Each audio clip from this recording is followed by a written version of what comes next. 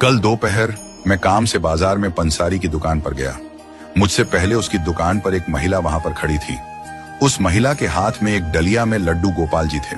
हालांकि जो वस्तु मुझे चाहिए थी वह उनकी दुकान पर नहीं थी, परंतु मैं डलिया में ठाकुर जी को देखकर रुक गया। मुझे गोपाल जी कुछ व्याकुल से दिखे। मैंने ठाकुर जी से पूछा, और मेरी सरकार कहाँ घूम रहे हो आप? ठाकुर जी बोले, मत पूछ बाबा, पिछले 2 घंटे से बाजार में भूखा प्यासा घुमा रही है। प्यास के मारे मेरा कंठ सूखा जा रहा है। आपने स्वयं गन्ने का जूस पी लिया, 2 प्लेट दही भल्ले भी खा लिए, और मेरी बारी में अपरस की सेवा है। ये सुनकर मैंने कहा, सरकार जल की व्यवस्था तो मैं कर दूंगा, परंतु इस महिला का कैसे करें? इस महिला के सामने कैसे जल पिलाऊंगा? ठाकुर जी बोले, बाबा तू जल लेकर आ, मैं कुछ उपाय बताता हूं। मैं पास में ही एक दुकान पर गया और एक पानी की बोतल ले आया। ठाकुर जी बोले, अब इस महिला को बोल यह अपना पर्स चाट वाले की दुकान पर भूल कर आई है। मैंने महिला से बोला, आप अभी दही भल्ले खाकर आए हो क्या? महिला इधर उधर अपने देखने लगी। वो सोच रही थी, कहीं मेरे कपड़ों पर कोई चटनी तो नहीं लगी है। महिला ने मुझसे पूछा, आपको कैसे पता? मैंने कहा, जी मैं अभी उधर से ही आ रहा हूं।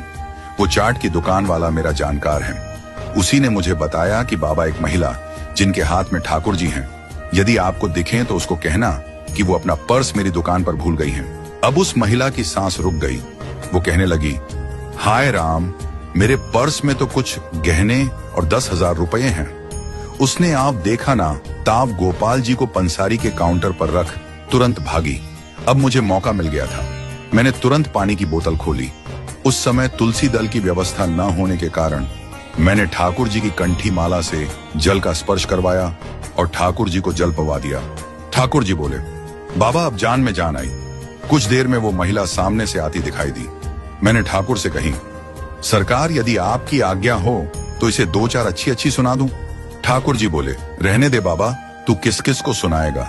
यहाँ तो ज्यादातर लोगों का यही हाल है। कहीं जाना हो तो हमें साथ में ले जाते हैं और खाने पीने घूमने का शौक किया करते हैं। मुझे तो अब आदत सी हो गई है।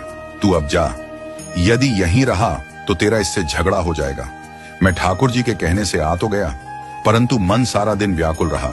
मेरा आप सभी से हाथ जोड़कर विनम्र निवेदन है कि कहीं ऐसा तो नहीं कि आप भी ऐसा ही कर रहे हो, क्योंकि सेवा में किसी प्रकार का अपराध करने से तो अच्छा है कि सेवा ना ली जाए। क्यों झूठे हाथ झूठे मुंह मेरे ठाकुर को लेकर घूमते हो, केवल आडंबर के लिए, एक दूसरे की देखा देखी।